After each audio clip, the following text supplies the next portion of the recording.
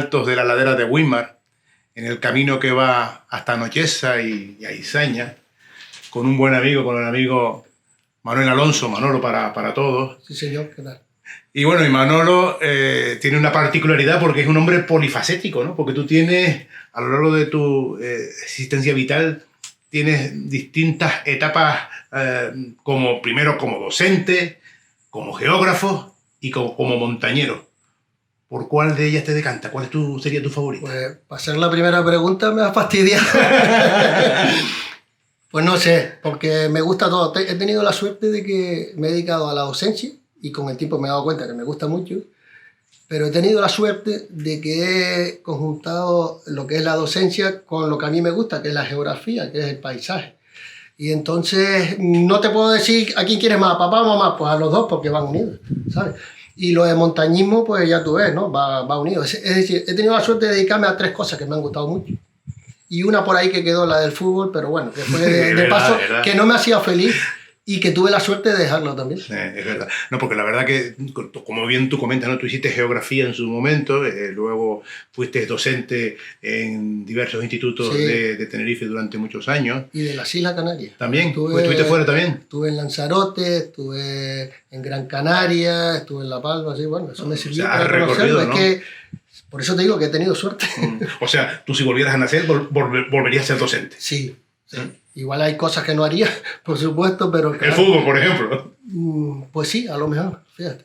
Es curioso, ¿no? Pero lo de docente y lo de la montaña y la geografía me encuentro... Eres un hombre con suerte. Sí, me ha hecho. Ya. Mira, una cosa. Yo estaba leyendo el prólogo del libro que tú escribiste, y en ese prólogo pues está hecho por Eduardo Martínez de Pisón, o sea, fue profesor tuyo en la universidad. Yo me pregunto, tú como docente y él también, ¿qué es más importante? ¿El cómo influye el profesor en el alumno o también el alumno influye en el profesor a la hora de esta magia que es la enseñanza? Es que la enseñanza es algo recíproco, porque yo me acuerdo cuando empecé a dar clase y yo me recuerdo ahora y yo decía, vaya fallos cometía. Y claro, la experiencia y el alumnado te va enriqueciendo y te va mejorando como docente. No cabe duda que es muy importante el tema. Si tú tienes unos buenos docentes, el alumno tiene muchas posibilidades de triunfar. Pero al fin de cuentas lo que nosotros somos es un poco... somos una ayuda. Pero realmente la persona, el individuo, el alumno es el que vale. No, y tú, como yo, eres un producto de la educación pública, porque tú fuiste a un colegio público, a un instituto como el de Weimar, universidad también pública, y luego profesor en la enseñanza pública. Eres un hombre comprometido con el servicio público. Sí, porque yo creo que creo que tenemos que ser así, tenemos que ser solidarios, y si te dedicas a la enseñanza te das cuenta de que donde realmente aprendes es en los centros donde tienes un montón de alumnos, ¿no? Yo llegué ahora por último en Granadilla, tenía alumnos de 4 o 5 nacionalidades.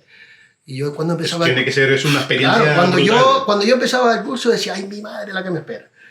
Pero luego con el tiempo yo veía pues me obliga a mejorar, ¿sabes? Y me obliga a tener más paciencia, más cosas, y me mejoraba a mí también, ¿sabes? O sea que es muy interesante el tema. ¿Es fácil enganchar a los alumnos al estudio de la geografía? Si me lo pones así, yo te diría que es más fácil, por ejemplo, que alguna otra materia. ¿Sabes? No sé, yo como... La historia de España. Yo estudié geografía e historia, pero me dediqué a la geografía. Y a mí la historia de España, sinceramente, o la historia contemporánea, no la de España, yo creo que la historia es peor. Pero... si es fácil enganchar, yo creo que es más fácil que otras materias. Tú fíjate que, como tú bien me comentabas, llevas o pasaste muchos años. O sea, tú has visto la evolución de los alumnos, porque no es lo mismo el alumnado que te encuentras hoy en clase, donde hay unos niños pues, que están influenciados pues, por las redes sociales, por la televisión, tienen una serie de input que la gente de nuestra época no teníamos. O sea, yo recuerdo mi estancia en el instituto y éramos, yo diría que chicos muy, muy normales en el sentido de que... eran todos con más estándar. ¿Verdad? Hoy en día hay más diversidad. Y aparte de que hay más diversidad, porque hay más cosas en nuestra sociedad. Antes la sociedad era más pobre en recursos y demás. Aparte de eso, hoy tenemos también alumnado de diferentes nacionalidades que nos llegan y el sistema educativo también ha cambiado. Entonces hoy es complejo, el tema de la enseñanza hoy es complejo.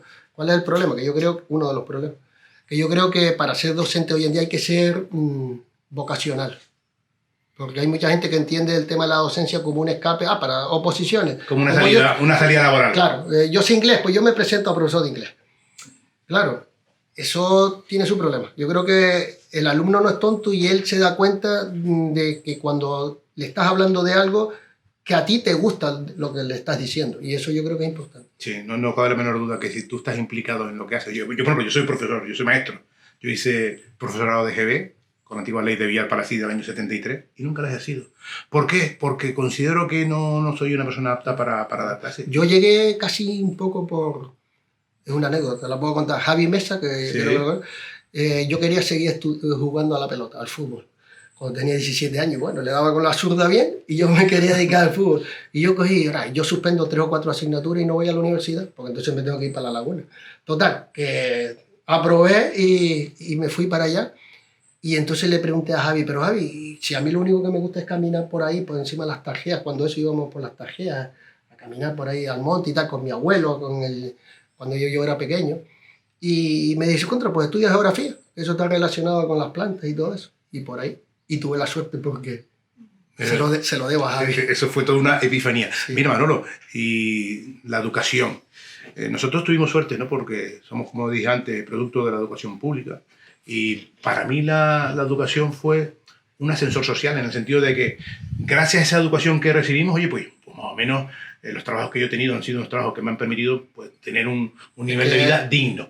Pero yo no sé si la sensación que tiene ahora la juventud es de que se preparan, son gente súper, con unos currículum impresionantes, muchísimo mejor que el mío, pero luego no tienen esa suerte de dar un salto hacia adelante y conseguir una estabilidad laboral y una estabilidad familiar que de alguna manera les permita desarrollarse totalmente como personas. ¿Sabes lo que pasa? Que una cosa importante, y vuelvo a lo de antes, es que tú estudies y te dediques a lo que a ti realmente te gusta, porque eso es lo que hace que tú perseveres en eso.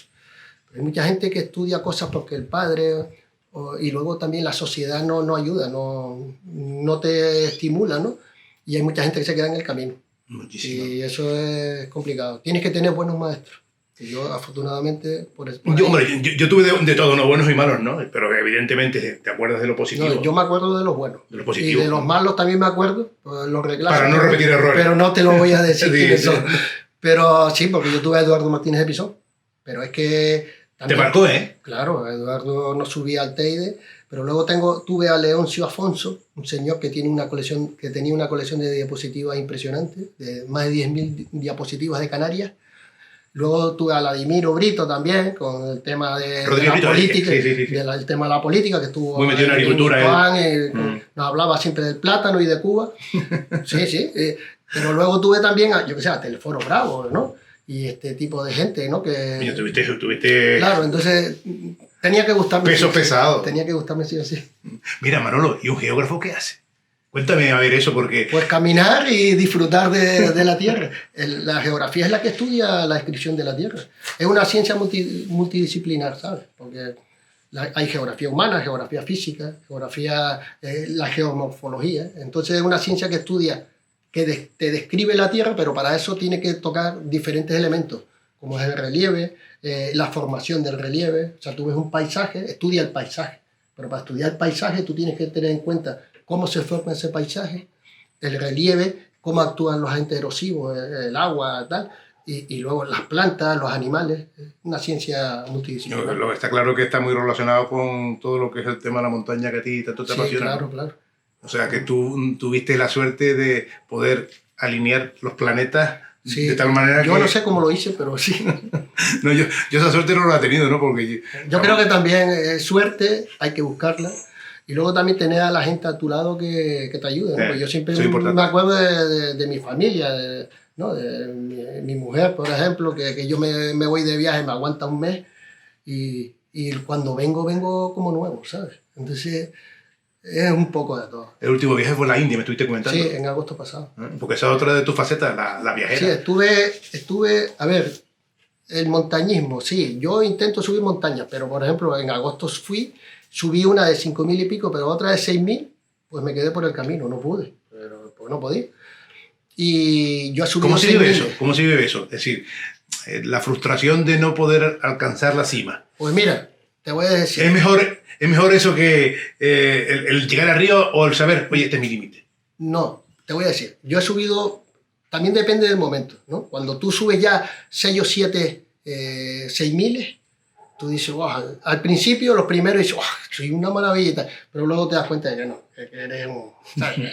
Lo normalito y menos, ¿sabes? Y la montaña te va poniendo en tu sitio, entonces tú vas pensando en tus limitaciones, y ahora en la India, antes ibas a un viaje y te pegas 15 días en unas tiendas de campaña y tú dices, Dios, tanto sacrificio para que hoy se meta a nevar y no pueda subir. O que vaya y salga una hora y luego diga, no puedo, y me voy. Entonces llegaba a mi casa con una mala hostia de mucho cuidado.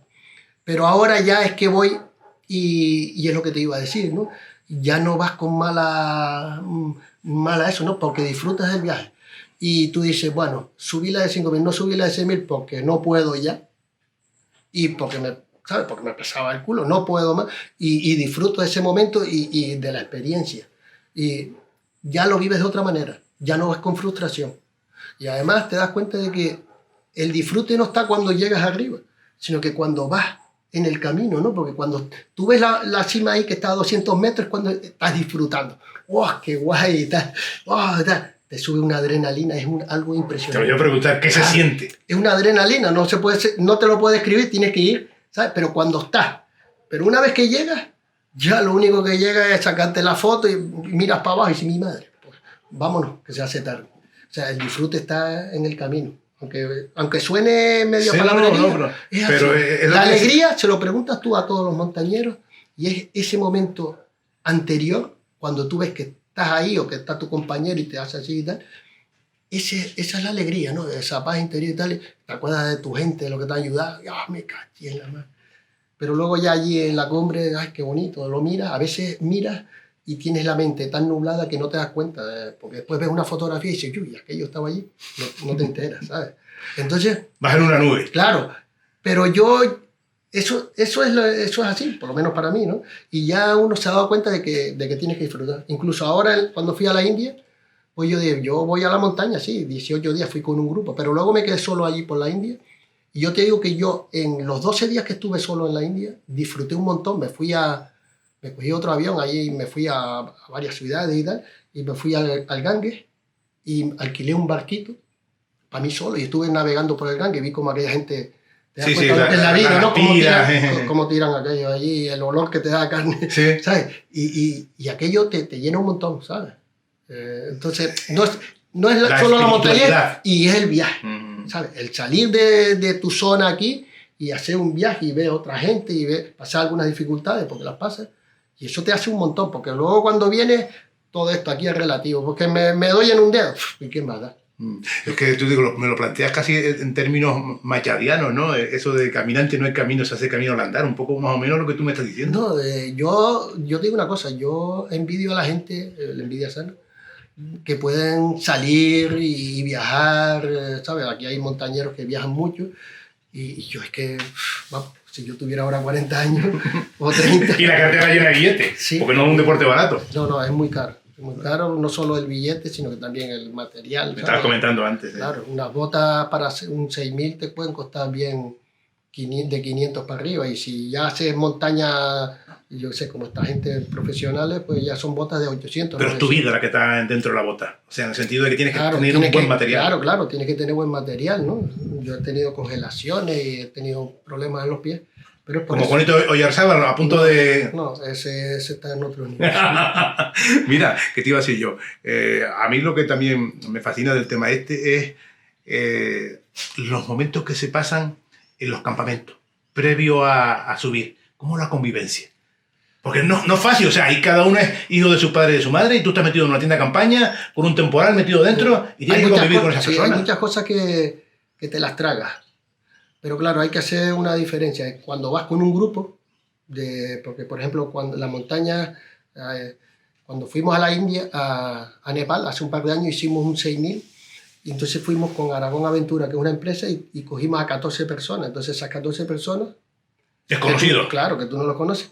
Entonces, claro, pagas ahí, porque hay que pagar para subir a la montaña. Y entonces pagamos entre todos eso y nos salen los servicios más baratos. Entonces, claro, ahí es una convivencia de 14 días que tú intentas dar lo mejor de ti. Es diferente. Entonces, siempre hay algunos con el que te lleva mejor y hay otros con el que te lleva peor.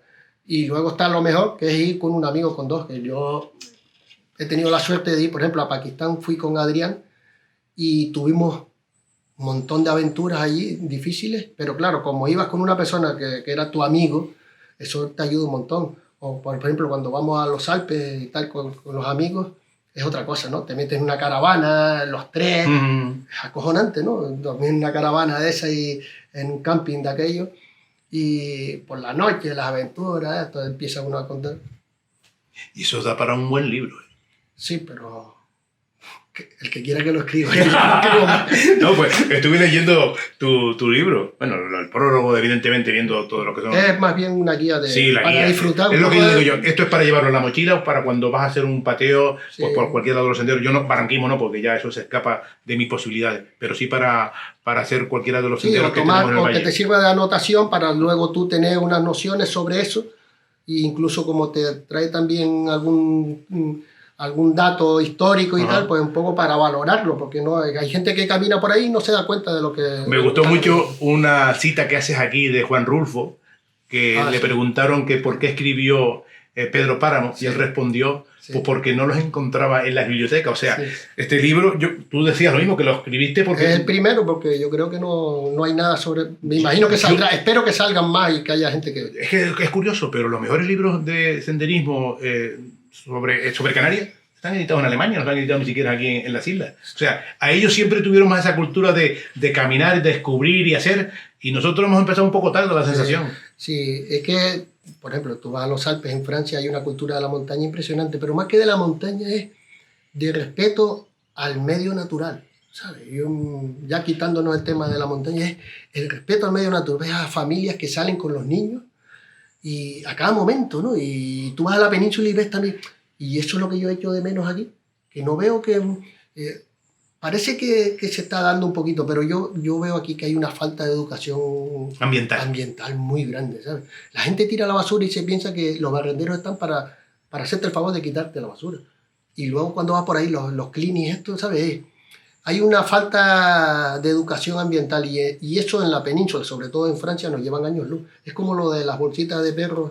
Esta de la cagada del perro. Eso en Suiza lo vi yo hace más de 15 años.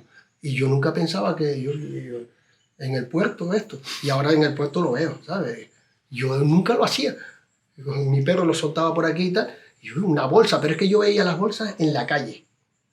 Y cuando llegará el momento en que tú pongas una bolsa en el puertito de Wima y que llegue una persona que coge eso y no las tira al suelo. Pero tú lo acabas de comentar, falta mucho civismo en la sociedad. O sea, es que es una asignatura pendiente y grande, y más nosotros que vivimos en un territorio limitado, tenemos cerca del 48% de los espacios de lo que es toda el área de Canarias, lo tenemos el 48% protegido, con diferentes catalogaciones de parque natural, tenemos el parque nacional, reserva, esto, lo otro. Empiezas a contar todos los espacios naturales y tienes más del 40% de la superficie protegida. Eso que tenemos una riqueza impresionante y la estamos jodiendo. A mí si hay algo que me da rabia, y tú sabes que yo soy ciclista, cuando salgo con la bicicleta y por ejemplo aquí la TF28, que la tengo bastante trillada, yo sé cuándo se tira un escombro y cuándo no, porque digo, esto antes no estaba, y te ves los sacos con escombros a las entradas o detrás de los malecones y demás, digo, Dios mío, pero si tenemos el punto limpio, que en Güímar hay un punto limpio que está relativamente cerca, ¿por qué no somos un poco más pro medio ambiente y tratamos de llevar eso allí al punto limpio? No sé, es que a mí son cosas que me sorprenden, ¿no? Y esa cultura que se tiene en otros países que aquí no la tenemos, que yo espero que algún día la adquiramos, no nos damos cuenta de que defendiendo eso estamos garantizando el futuro económico de las islas. Porque ¿qué coño va a venir aquí un extranjero si ve que todo es cemento y nos hemos cargado todo lo que nos hace diferente? Sí, y eso un poco es... a la larga tú te das cuenta también que el turista que viene, si ve basura en el suelo, igual la tira, ¿me entiendes? O tú también, es decir, hay que ir poco a poco quitando esa manía de tirar las cosas porque la basura llama a la basura. Y se está implantando ahora un tipo de turismo que no me gusta, sinceramente, que es el turismo de que tira el turismo botellón. Yo siempre digo que de la autopista para abajo tenemos un grave problema. No solo por el tema del turismo, sino por el tema de la degradación de los espacios ahí, las pistas, los quads, un montón de locuras que se están haciendo.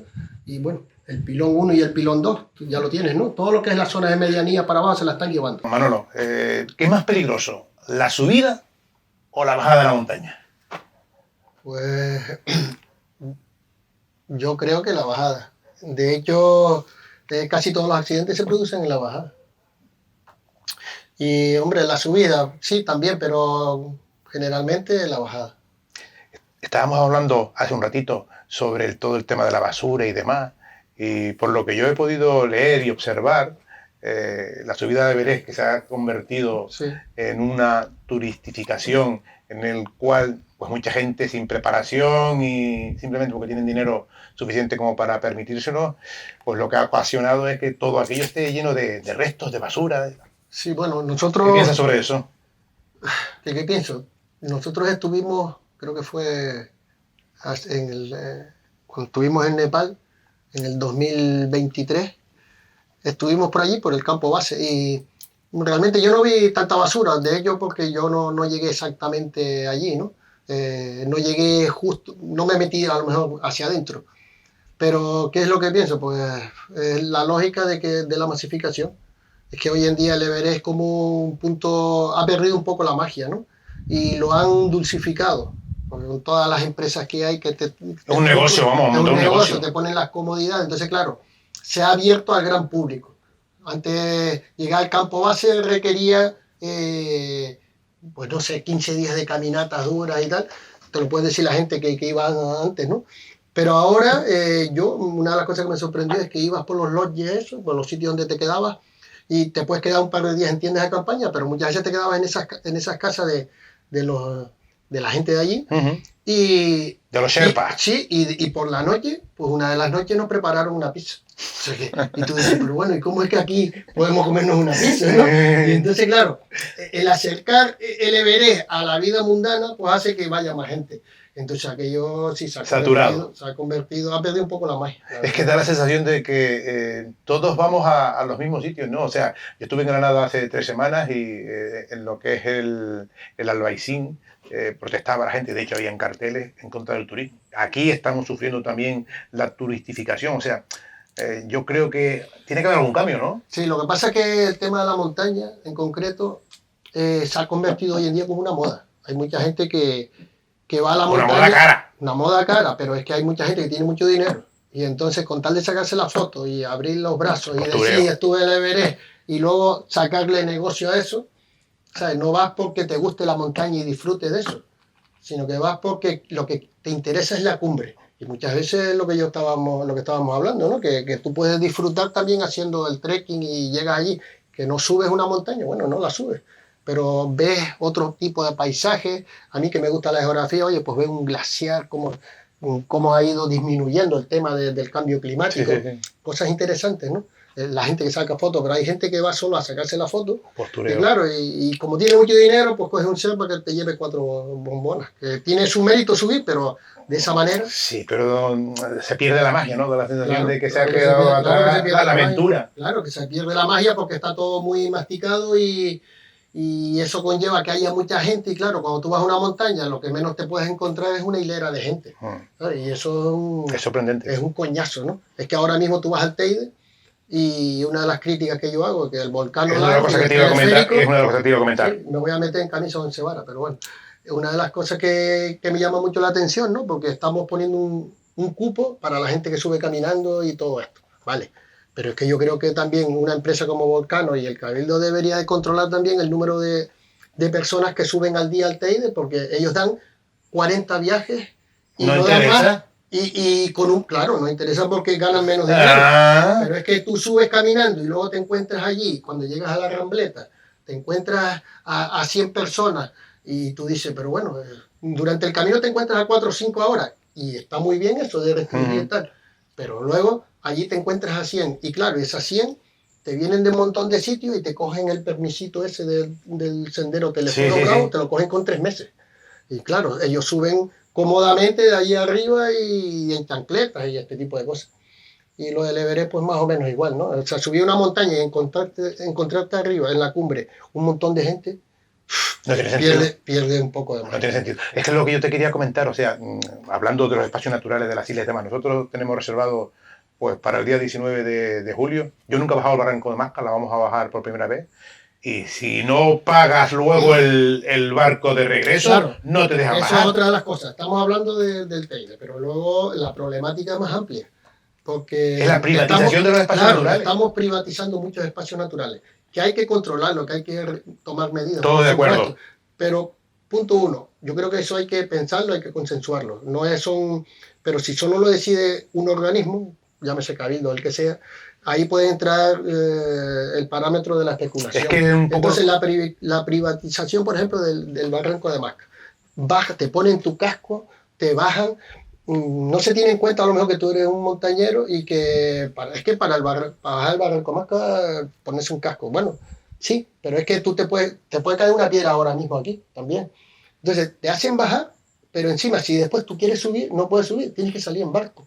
Eso es increíble. Me están obligando a que yo me gaste un dinero. No te dejan bajar, claro, si no llevas el contratado del barco. Entonces, y lo mismo que el Barranco de Máscara es como el sendero este del Pijaral. Que tú vas nunca he conseguido un permiso para ir. Claro, hay empresas que te cogen y te sacan 5 o 10 permisos, te lo bloquean, ¿sabes? Y entonces viene un familiar tuyo, tú quieres llevar a tu niño, por ejemplo, para enseñarle un sendero precioso como el del Pijaral, esa vegetación de laurisilva, y no puede. O sea, no puede. Incluso los colegios tienen problemas porque no pueden haber grupos de mayor de 10. Igual que el Pijaral, te digo, pues yo sé, ahora lo van a hacer en Teno mismo, han prohibido incluso las bicicletas. Claro, yo entiendo que el espacio es el que es, que esto no va a crecer y que cada día somos más aquí y viene un turismo más agresivo con el medio. Y masivo. Y que tenemos que controlar todo este tema. Tenemos que tomar medidas, por supuesto. Pero claro, eso hay que estudiarlo, tío. Y no dejar esto en manos de todo que sean empresas que controlen el tema del barranquismo, el tema de bajada máscara, que hayan 4 empresas, ¿me entiendes? También tiene que tener un cupo o para gente a lo mejor que no quieren bajar con una empresa, porque ahí está tu libertad. Claro, también. Evidentemente. Es que nos están coartando nuestra libertad. Por eso tú, como deportista federado, estás pagando una licencia. Claro, a ver, que tiene que haber control, por supuesto, pero yo creo que las cosas no se están haciendo bien. Bajo mi punto de vista tampoco, porque creo que privatizar lo que es de todo, de alguna manera, digo, si tú coño, pues si todavía eso redundara en beneficios de la sociedad, es decir, de que esos dineros que se iban a recaudar luego se revertieran en el cuidado del medio ambiente. Ellos dicen que sí, luego también la empresa Volcano, por ejemplo, que habla de sostenibilidad y tal, pero luego tienen eso todo lleno de Olvídate. No sé. El objetivo de toda empresa es generar beneficios. Y Volcano Teide, que es una empresa que está participado pues, ampliamente también por el Cabildo, aunque también tiene sus accionistas privados, oye, pues es una empresa que su cometido es generar ingresos, generar beneficios. Sí, pero no solo eso. Y luego tenemos también en época de invierno el montañismo. El alpinismo es un... Lo que haces tú, por ejemplo. Sí, el alpinismo es un bien que está declarado por la UNESCO como bien inmaterial. Es algo reconocido. Entonces, estamos aquí, tenemos una montaña y la vamos a privatizar. Le estamos quitando el encanto de subirla con nieve. Porque cuando hay nieve, alertas ahora a punta pala. Después de lo de Valencia, ya los políticos se en la espalda, ¿no? Entonces ya hay alertas por todos lados. Entonces, claro, ahí está tu responsabilidad. Si tú te haces cargo de tu responsabilidad, el montañismo implica un riesgo, ¿sabes? Y es una práctica que, desde luego, lo que no puede ser es una práctica igual que puedes ir caminando por la acera. Si te caes y te partes una rodilla, eso forma parte de lo que es, como decimos nosotros, del juego. Pues mala suerte, chico. Tú tienes que saber tus límites. Una de las cosas que me gusta de la montaña es que la montaña te pone en tu sitio. A mí la montaña me ha dicho, mira, yo ya... hay sitios por donde yo no voy porque yo no puedo. Y es que le están quitando el encanto a una actividad como el alpinismo, por ejemplo, o el montañismo. En invierno subir pisando nieve, pues no puedes. Tienes que pedir un permiso especial, no sé qué. Ahora lo han arreglado un poquito. Manolo, y tú con todo lo que has viajado, que has tenido experiencia en otras latitudes, ¿cómo se hace, yo qué sé, en Francia, en Italia, en Ecuador? La cosa, por ejemplo, en los países subdesarrollados como Pakistán, Bolivia, Perú, que he ido, la India, en ese tipo de países pagas un canon. Si vas con una empresa de aventura, pagas un canon. Ellos pagan un canon, por ejemplo, $1,000, y entonces te dan un permiso para tú subir. Cuando fuimos a Tanzania, por ejemplo, al Kilimanjaro, pues pagas un canon allí a la entrada del parque y te obligan a llevar a lo mejor 2 porteadores, porque así le dan el trabajo. ¿sabes? Pero te dan permiso, ¿me entiendes? Y el Kilimanjaro también es una montaña que está bastante masificada. ¿Qué pasa? Que ahora, por ejemplo, en el Mont Blanc, la cosa se está complicando y entonces ya ahí lo que te obliga es a dormir en el refugio. Te controlan, porque si no tienes un sitio donde dormir, en el refugio arriba no puedes subir. Pues es que hay una masificación grande. Pero no llega a la privatización. Por ejemplo, en Bolivia y en Perú, contratas una empresa y ellos te llevan y ya está, ¿sabes? Pero claro, es que estamos hablando de espacios grandes, de continentes, de montañas que tú las puedes subir por la derecha, por la izquierda, por el centro, la vía normal, de escalada, dependiendo de la dificultad. El Teide lo tienes que subir caminando, sí o sí, porque no te dejan subir. Yo no creo que hayan parques nacionales en el mundo que tengan, salvo quizás los grandes parques de Estados Unidos, que tengan tantos visitantes como los que pueda tener el Teide. Es que el Parque Nacional del Teide es uno de los... tiene más de 4 millones de habitantes. Ese es el problema. Claro, entonces, hay varios problemas. ¿Cómo lo arreglamos? Claro, es que yo me pongo también a pensar y yo digo, ¿cómo se puede arreglar? Es que encima de eso tiene la particularidad de que tiene una carretera, una vía de comunicación por el centro que la atraviesa. Entonces, claro, tampoco, no es un parque natural que llega ahí la carretera y ya está, sino que es que lo atraviesa de norte a sur y es un espacio también que hay mucha gente que lo atraviesa. Entonces... es complicado, es un problema que tiene muchas aristas y lo que no se puede resolver es teniendo, claro, con improvisaciones, con que hayan 2 o 3 que lo solucionen y mirando solo 2 o 3 cosas. Tenemos que, hay colectivos ahí que se pueden beneficiar, ¿vale? Pero tenemos que contar con todos, ¿sabes? Y yo creo que no se ha escuchado a la gente que realmente... No, porque... Y eso que tenemos a un director en este caso, director general de Medio Ambiente en el Cabildo de Tenerife, que es un montañero, además un chico de aquí de Huelva. Sí, pero yo lo que pienso es que a lo mejor... Tiene que tener cierta sensibilidad, entiendo yo. Sí, yo creo que la sensibilidad la tiene. Lo que pasa es que cuando se está en el cargo es complicado, porque ahí entran las presiones y entran otro tipo de cuestiones. Entra la política. Entra la política. Y donde entra la política, pues... Entra la política. Es un tema... Y donde entra la política, entran los intereses privados de unos pocos. Sí, es un tema complicado de tratar porque hay mucha gente que yo sé que no están de acuerdo, pero no les queda otro remedio que entrar por el aro. Ya, bueno, vamos a cambiar de tercio. Sí, por favor. Me contabas antes que tú tienes un hijo viviendo en Estados Unidos, en el estado de Florida. Sí. Y un poco me comentabas, te lo digo porque a mí es un tema que está ahora muy en boga, todo el tema de la inmigración en Estados Unidos y el cómo Donald Trump pues, está deportando a muchos ciudadanos. ¿Qué opinión allí tiene tu hijo que lo está viendo en vivo y en directo? Lo que me comenta, pues que allí al Donald Trump lo quieren un montón. O sea, yo no me explico cómo un país como Estados Unidos, que es la panacea de la democracia y demás, pues quiere tanto a un tío como ese. Que hay mucha gente que está de acuerdo con él, pero luego... Pero eso no es Florida. Florida es un estado muy particular, sí, ¿eh? Sí, es muy republicano. Es que, claro, estamos hablando de un estado grandísimo, entonces tiene muchas particularidades. Pero él diciéndome que por esa zona, el problema es que hay mucha gente, los mismos americanos, la gente que tiene dinero, ellos mismos sí lo votan, porque no están en contra del tema de la migración. Pero ¿qué pasa? Que los migrantes son los que hacen los peores trabajos. Los mexicanos, los que agachan el lomo. Los que agachan el lomo. Porque él mismo me comentó cuando trabajaba ahí en un club hípico, por ejemplo, y los peores trabajos los hace la gente de fuera. Entonces, claro, los mismos ricos, vamos a decirlo así, la misma gente está adinerada, después no quieren que esa política migratoria se lleve a rajatabla. Es que los afecta. Y él me comenta y dice, papá, esto no se va a llevar a rajatabla porque está afectando a la economía, porque hay mucha gente que tiene que tiene gente contratada por $4, no iba a decir que es lo que sucede también aquí en España y en Canarias, que aquí mucha gente está en contra de la inmigración, pero luego muchos tienen o tenemos pues, a gente que viene de Sudamérica, pues echando una mano en casa, o bien cuidando a los padres, o limpiando lo que otras personas no quieren limpiar. Va en consonancia a lo que estábamos comentando antes con el tema del turismo y los espacios naturales. Este es un problema que tiene un montón de aristas. Entonces, que hay que controlarlo, que hay que meterle mano a esto, nos gusta o no nos gusta el tema de la migración, que hay que vivir con ella, porque Canarias está ahí enfrente de África, pero el problema no solo viene de África, el problema viene de Alemania, de Inglaterra, de Sudamérica, de tal.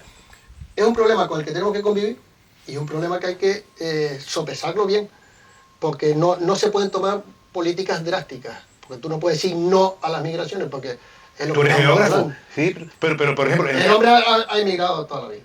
Entonces, es un problema que tiene un montón de aristas y no se puede tratar bajo mi punto de vista, igual estoy equivocado, con una radicalidad, porque, por ejemplo, mi hijo mismo está en Estados Unidos, también le pueden decir a mi hijo, oye, mira, ¿y tú qué haces aquí? Por eso, quitándole el trabajo a uno de los nuestros. Claro, entonces, que hay que meterle mano, sí, a ese problema, pero no de forma radical como hay políticos que lo utilizan, que es un tema muy recurrente para el tema y populista, sí, pero yo entiendo también... Entonces yo, quitando aparte ese tema de la política, hay que tomar medidas, sí, pero no de la manera de decir no a esto, no a lo otro, porque es que vivimos el turismo. Sí, pero lo que te quería comentar yo, pero en el caso de Canarias, la particularidad es que esto es un territorio, tú lo comentabas antes, el 48% del espacio está protegido, más del 40 y pico, solamente el 10% se puede dedicar a lo que es para que vivan los humanos, y de ese 10%, un 4% está ocupado ya pues por instalaciones turísticas. Entonces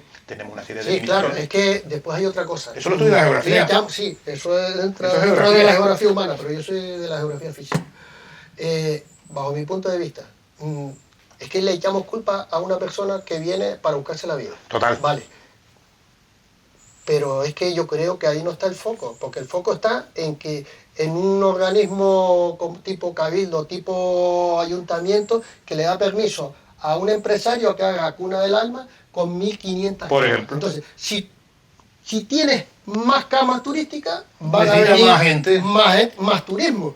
Entonces, y más mano de obra para atender a ese turismo. Más mano de obra y más servicio, más gasolinera, más tal, todo. más cola, de todo. Entonces, claro, antes de poner el foco solo en esto, por eso te digo que es un problema que tiene múltiples aristas, tenemos que pensar también que por qué no prohíben limitar el crecimiento de las camas turísticas. ¿Por qué? Porque si tú no tienes camas turísticas, tú no vas a poder venir. ¿Entiendes? Entonces, y claro, está viniendo una cantidad de gente y no son solo esta gente del país. Entonces, el tema turístico hay que mirarlo también desde ese punto de vista. Y ese es el punto de vista que da dinero. Y es el que no quieren tocar. Evidentemente. Y el Cuna del Alma y otros tipos de proyectos pues han acabado con espacios naturales que eran zonas protegidas. Vírgenes, protegidas. Eran protegidas. Y no sé si eran buenas o malas o no tenían animalitos. No lo sé. Pero lo que sé es que han cambiado la ley, que eso es lo que me jode. Han cambiado la ley a su gusto para que el empresario monte un complejo turístico. Y luego dice que hacen 5.000 viviendas sociales.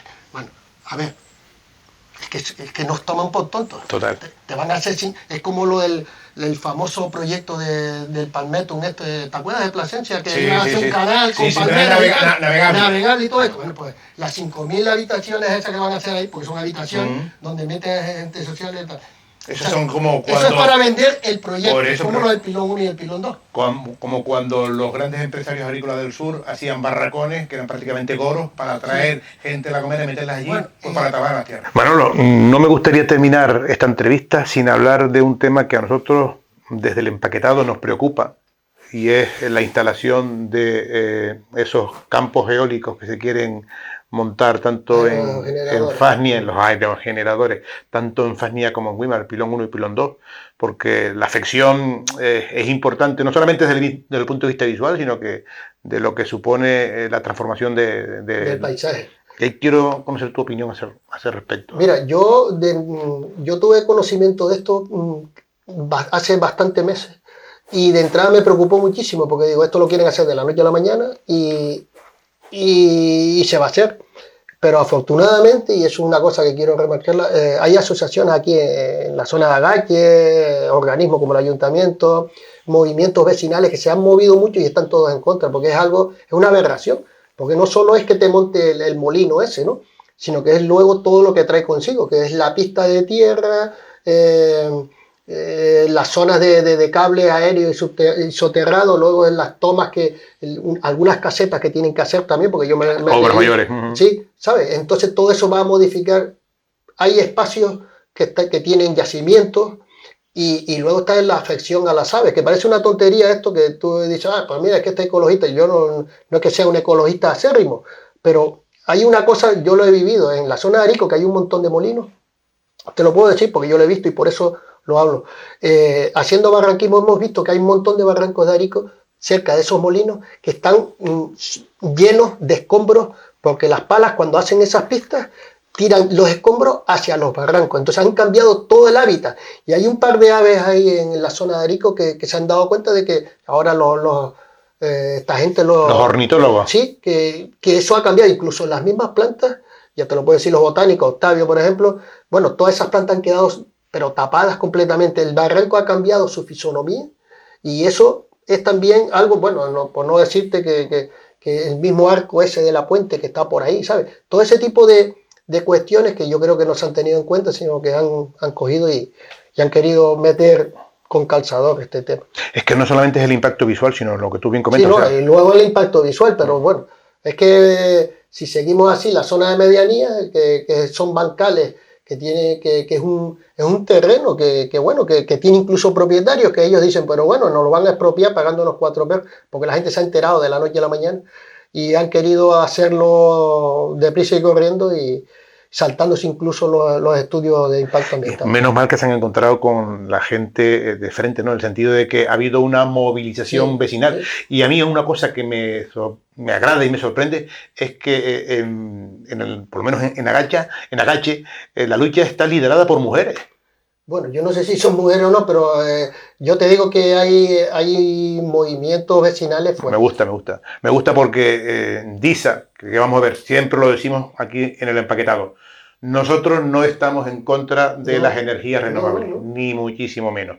Pero todo tiene que tener un control y lo que no se puede hacer es... un equilibrio. Efectivamente, llegar a un espacio que está prácticamente virgen desde las pocas zonas donde no hemos sufrido lo que sí ha pasado en el sur profundo de Tenerife con la turistificación. Y aquí es verdad que los bancales están abandonados porque la agricultura está como está, pero no solamente es eso, es territorio, es territorio, es paisaje. Es paisaje. Y para que la gente sea feliz, tiene que vivir acorde y tiene que querer su paisaje. Es como cuando tú entras en tu habitación, que te encuentras a gusto. ¿Por qué? Porque es tu medio. Tu medio natural es cuando llegas a tu casa y tu habitación con tus fotos y demás, y tú dices, aquí me encuentro bien. Pues esto es igual. Si nos cambian nuestro entorno, las mismas personas que vivimos aquí vamos a estar viviendo como en otro país, ¿sabes?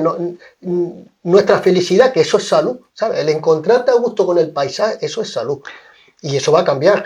Y luego el tema de los aerogeneradores, eso va a traer... Yo no descarto que se haga, todavía, yo no canto. No puedes cantar victoria. Pero yo creo que Wimar ha pagado un peaje muy alto por el desarrollo turístico del sur. Los áridos con los que se construyeron esos hoteles, esos complejos, salieron pues prácticamente de Wimar. Ya hemos pagado un peaje muy alto y debemos de preservar ese espacio, no solamente por nosotros, sino por las generaciones venideras. Sí, pero ¿sabes lo que pasa?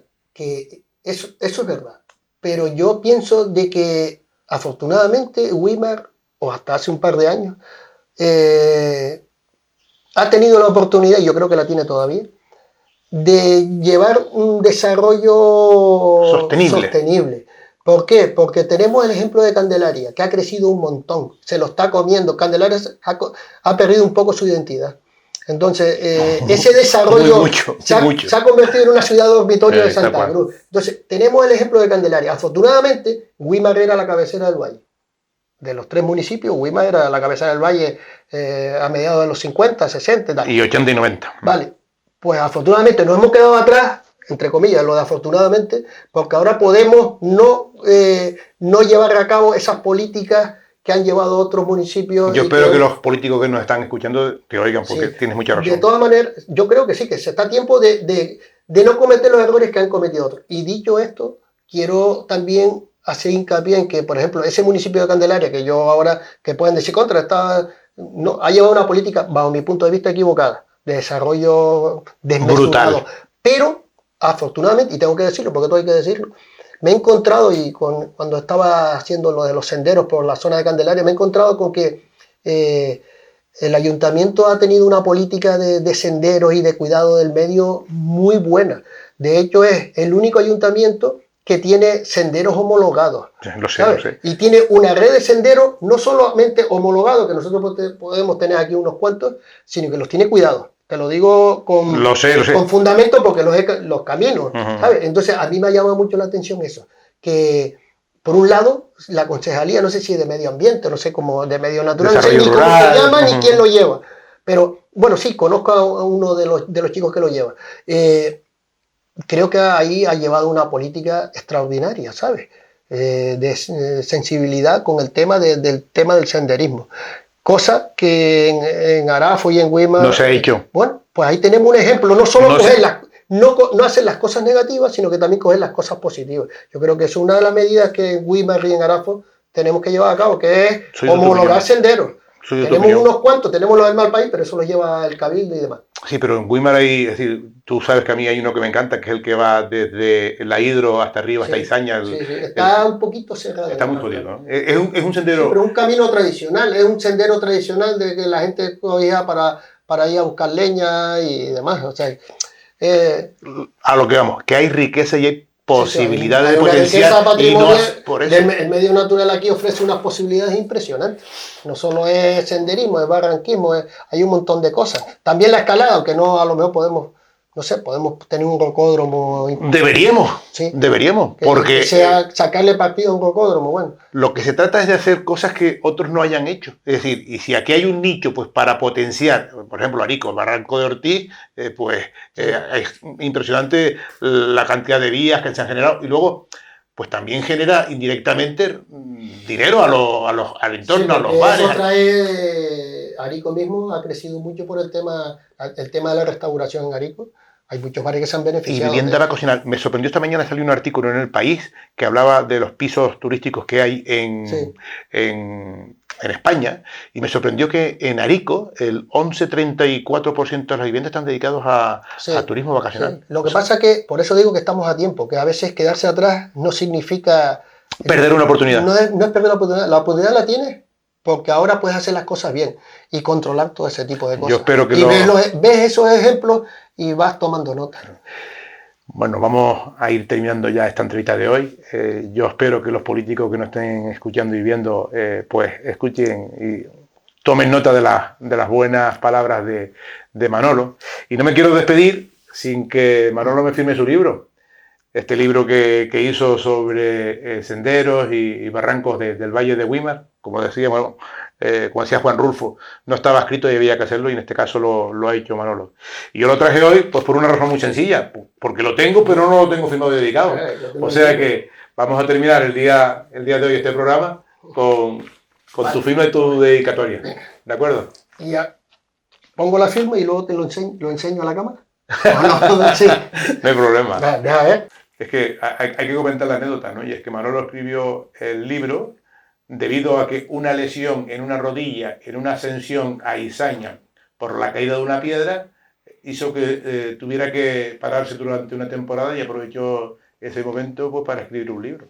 O sea que una piedra en el camino ocasionó que se hiciera, yo creo que una muy buena recopilación de los senderos del Valle de Güímar. Y terminamos dándole las gracias a Manolo por el tiempo que nos ha dedicado y esperando volvernos a ver pronto. Gracias a ustedes.